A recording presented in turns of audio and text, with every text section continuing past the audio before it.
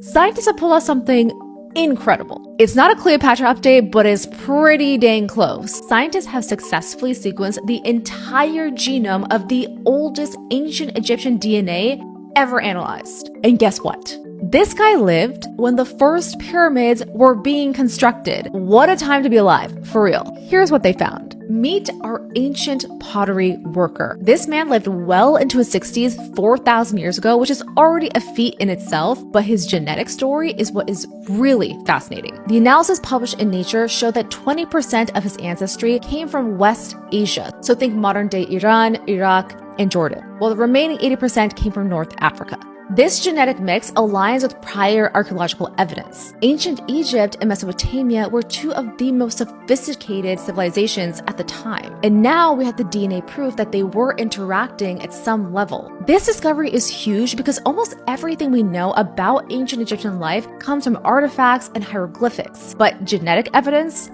Incredibly hard to come by. The hot, dry climate that preserves mummies so well actually destroys DNA over time. For context, only 3 ancient Egyptians have had their genome partially sequenced, and all are much more recent than our pottery guy. But advances in technology have finally allowed scientists to crack the full genetic code of this man, who was buried about 165 miles south of Cairo. Radiocarbon dating shows he lived between 2855 and 2750 BCE, around the time when the construction of the first step pyramid of King Djoser and the Great Pyramid of Giza were being built. And the details these scientists were able to uncover from so little are unbelievable. Chemical signals called isotopes in his teeth told them that he grew up in the hot, dry Nile Valley, eating wheat, barley, and other plants typical of ancient Egypt. But here's where it gets really cool, and some of you might have caught this at the very top of the video, but they could tell what his job was just from his bones. Muscle markings on his arms and shoulders show he spent long periods holding his arms out in front of him while squatting down on his ankles.